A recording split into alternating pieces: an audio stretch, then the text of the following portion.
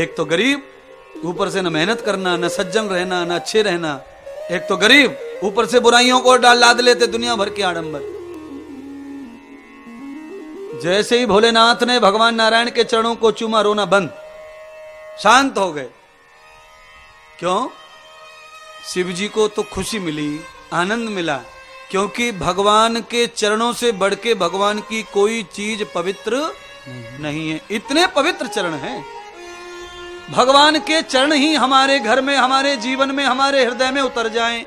भगवान कहीं भी रहो, भगवान के चरण अगर हमारे झोली में आ चुके हैं तो हम उनके मालिक हो गए हैं महाराज। क्योंकि बिना पैरों के कहीं भी कोई जाना आना मुश्किल पड़ जाता है। आप चरणों के स्वामी बनो, आप चरणों के दास बनो। चरणों की भक्ति बहुत किस्मत से मिलती है।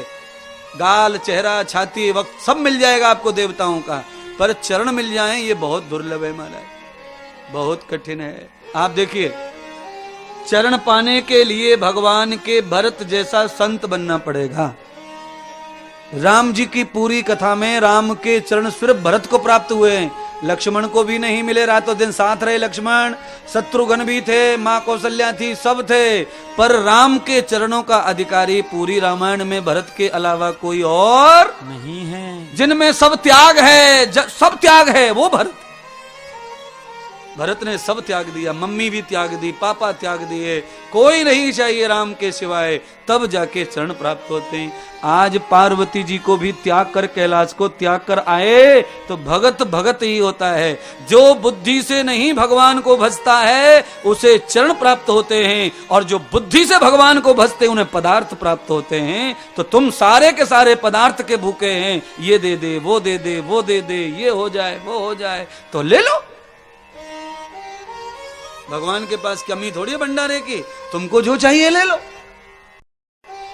पर तुम जो मांग रहे हो वो 4 दिन की चांदनी और फिर अंधेरी रात है। हाँ, कुछ भी मांग लो, आपको जो मांगना मांग लो, ये तुम्हारा साथ नहीं देगा। जो बुद्धि से मांगा जा रहा है भगवान से, वो तुम्हारा साथ देने वाला नहीं है। वो पुराना हो जाता है, वो बासा हो जाता है, वो खराब हो जाता है। हे भगवान, घर नहीं, घर बनवा दे, बनवा दिया है। हे भगवान, बच्चे नहीं, बच्चे, हो गया, सब हो गया, पर क्या फायदा हो गया तुमको? है? अरे भैया, जिनको पहले से बच्चे हैं वो फायदा बता दो, चलो मैं तो ये जानना चाहता हूं। है? एक आदमी ऐसे ऊट पटांग था, ऊट पटांग। ऊट पटांग लोग कैसे रहते हैं? अरे क्या फायदा है वहां कथा में जाने से, क्या फायदा है? तो उसने कहा भाई इंद्रदेव के पास ही चल, वो ही बताएंगे फायदा। हम तो अच्छा मानते कथा भागवत को, पुराण को, इसलिए चल रहे हैं, चलो।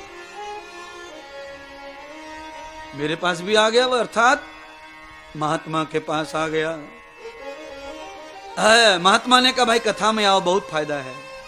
तो जो नास्तिक था वो तो लड़ने के मूड में ही आया था। क्या फायदा? फायदा बताओ महाराज। अरे भैया, भगवान का भजन किया करो। क्या फायदा है भगवान का भजन करने से? भैया दान पुण्य किया करो। क्या फायदा दान पुण्य? अरे यज्ञ हवन पूजा पाठ घर में किया करो। क्या फायदा है? हमने कहा टेढ़ी उंगली करनी पड़ेगी, ये सीधी उंगली से समझने वाला नहीं है। 5-6 बार मुझसे उसने कहा क्या फायदा, क्या फायदा, क्या फायदा। फिर मैंने कहा जरा रुक ले, इंद्रदेव महाराज कच्ची गोली से नहीं बना, यहां मत आ तू, या जो आया उसे लौट के जाना पड़ेगा। हमने कहा भैया न भागवत से फायदा, न राम कथा से फायदा, न राम के भजन से फायदा, न पूजा पाठ से फायदा, न दान से फायदा। आज हम समझ गए कि नहीं कोई फायदा, तू कह रहा है तो हमने मान लिया। पर अब हमारा सुन ले, तू मनुष्य बन के आया, क्या फायदा? अरे महाराज तुम ऐसी बात पूछ रहे हो। अच्छा तू रोटी खाता 3 बार दिन में, क्या फायदा? चल फायदा बता। अरे महाराज भूख मिट जाती और क्या फायदा? हमने कहा तू तंबाकू खाता है, फायदा हुआ? बीड़ी पीता फायदा हुआ? शराब पीता फायदा हुआ? जुआ पीता फायदा हुआ? जुआ खेल रहा फायदा हुआ? झूठ बोलता फायदा हुआ? क्या फायदा हुआ? अरे महाराज आप तो गुस्सा हो गए, गुस्सा हो गए। नहीं नहीं नहीं नहीं, हम गुस्सा नहीं हुए।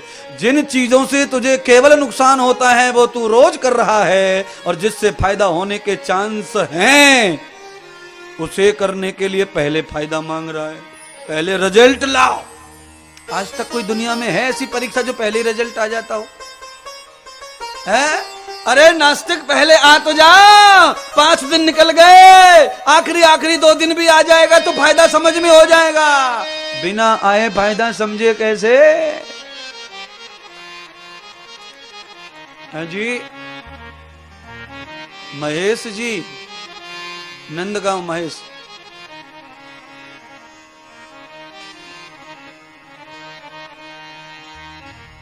आपको कुछ फायदा हुआ है कि नहीं हुआ कथा से? हुआ है? हाँ, अच्छा फायदा तो आपको हुआ है, क्योंकि आपने पहली जब कथा की थी तब आपके पास में वो नहीं था, कई चीज नहीं थी जो आज है। फायदा तो है भाई। आजूराम जी, आपने 2 कथा कर दी अपना सब कुछ लुटा के, आपको फायदा हुआ है कि नुकसान? फायदा ये हुआ है कि फिरोद और चरमा गांव में आजूराम को लोग प्रणाम करते हैं। आजूराम कोई है छत्तीसगढ़ में, लोग उसे इस तरह पहचानते हैं, घर पे बुला के चाय पिलाना पसंद करते हैं। ये है फायदा। सत्कर्मों का कभी भी परिणाम गलत होता नहीं है, कभी नहीं है। देर लग सकती है, 2-4 महीने, साल निकल सकते हैं, पर भाई साहब, आम का पौधा लगे रखवाली होवे, उसमें कांटे कभी लगने वाले नहीं। बबूल के पेड़ पे आम कभी लगने वाले नहीं। हाँ,